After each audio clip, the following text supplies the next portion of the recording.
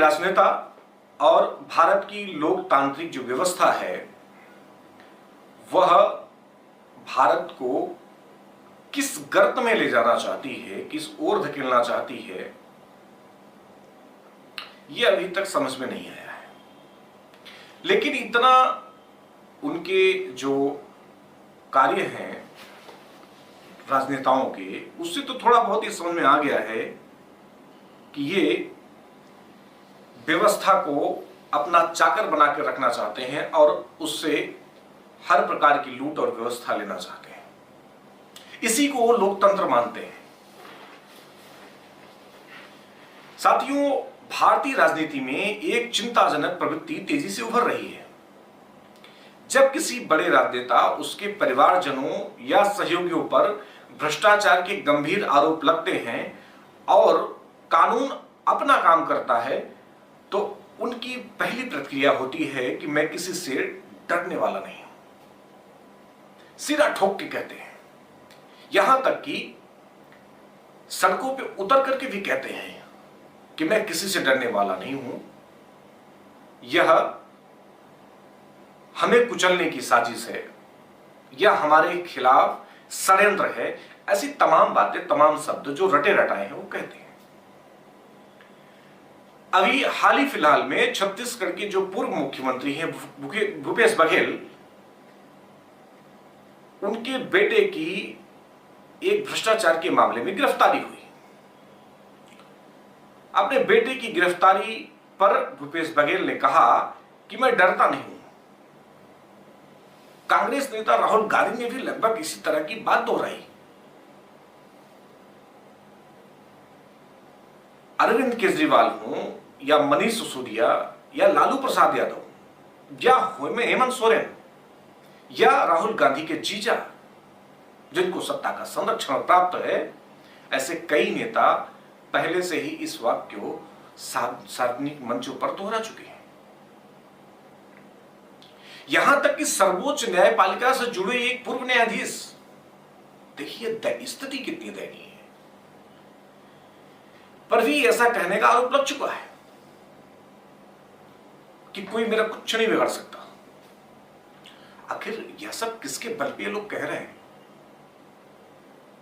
प्रश्न यह है कि जब देश की जनता और मीडिया जानती है कि इन पर भ्रष्टाचार के गंभीर आरोप हैं, फिर भी ये लोग इतने ललकार और आत्मविश्वास के साथ कैसे बोल सकते हैं? अब क्यों बोल रहे हैं? उसका उत्तर एक गहराई में छुपा हुआ है साथियों। वह है भारत का संविधान, जिसे ये नेता जेब में लिए हुए फिरते हैं, अपने पॉकेट की चीज बना ली है। जिस संविधान को डॉक्टर भीमराव अंबेडकर, BN राव या और लोग ने समाज को कमजोर, वंचित और नागरिकों के अधिकारों की रक्षा के लिए तैयार किया था, वही आज भ्रष्टाचार के आरोपित नेताओं के लिए सुरक्षा का कवच बन गया है। कई बार तो ऐसा देखा गया है कि नेताओं पर गंभीर आर्थिक अपराध के आरोप लगते हैं, वे जेल जाते हैं, लेकिन कुछ समय बाद जमानत पर बाहर आते ही पुनः चुनाव लड़ते हैं, मंत्री बनते हैं और पूरे तेवर के साथ वही पुराना वाला तेवर फिर दोहराते हैं कि हम डरने वाले नहीं हैं। इस स्थिति का एक बड़ा कारण यह है कि भारत की कानूनी प्रक्रिया जो है वो अत्यंत धीमी है, इन मामलों में धीमी है। भ्रष्टाचार के मुकदमे वर्षों तक चलते हैं, इसमें गवाह को पलटा दिया जाता है या पलट जाते हैं और जो सबूत तकनीकी कारणों से या तो खारिज कर दी जाते हैं। नतीजा यह होता है कि सजा होने से पहले ही नेता फिर से सत्ता में लौट आते हैं। यह व्यवस्था की सबसे बड़ी कमी है। यह केवल कानूनी कमजोरी नहीं है, बल्कि एक नैतिक संकट भी है साथियों। जब आरोपी व्यक्ति स्वयं को नैतिक रूप से जवाबदेह मानने के बजाय जनता को यह दिखाने लगे कि वह राजनीतिक शिकार है, तब वह जनता की सहानुभूति हासिल करने में सफल हो जाता है और इन सारे नेता सहानुभूति हासिल करने में सफल हुए हैं। आज सरकार इनको जेल, जो कुछ बड़े नेता हैं जिनको जेल में नहीं डाल रही है, सिर्फ इस कारण से कि कहीं यहां जेल से निकलने के बाद जनता की सहानुभूति पाकर के सत्ता में ना आए।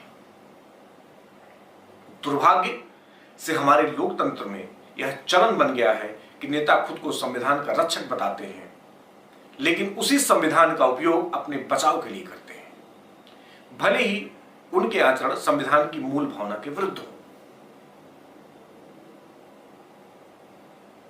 आखिर यह व्यवस्था कब तक चलेगी? कब तक ऐसी स्थिति में भारत का लोकतंत्र चारागाह बना रहेगा? अब समय आ गया है कि संविधान की व्याख्या केवल कानूनी दृष्टिकोण से नहीं बल्कि नैतिक और सामाजिक उत्तरदायित्व की दृष्टि से भी की जाए। संविधान को उन लोगों के लिए नहीं खड़ा होना चाहिए जो जनसेवा की आड़ में स्वयं को कानून से ऊपर समझते हैं। जब तक यह स्थिति बनी रहेगी साथियों, भ्रष्टाचार मुक्त भारत सिर्फ एक नारा बना रहेगा, सिर्फ एक नारा जिसको आए दिन हर राजनेता मंचों से देगा, सत्ता प्राप्त करेगा और सत्ता में रह करके भ्रष्टाचार करेगा। यदि हम एक सचमुच एक ईमानदार, जवाबदेह और पारदर्शी लोकतंत्र की ओर बढ़ना चाहते हैं तो हमें यह तय करना होगा कि संविधान केवल अधिकारों की रक्षा का माध्यम न बने, बल्कि वह दायित्वों और जवाबदेही की भी स्पष्ट गारंटी दे। जब तक संविधान की आड़ में दोषी खुद को अपराजित मानते रहेंगे, तब तक देश में न तो कानून का डर बचेगा और न ही नैतिकता की उम्मीद। ऐसे में हम सबको ये भारत की जो बिगड़ी हुई व्यवस्था है उसको बनाने के लिए संपूर्ण व्यवस्था परिवर्तन की दिशा में बढ़ना होगा।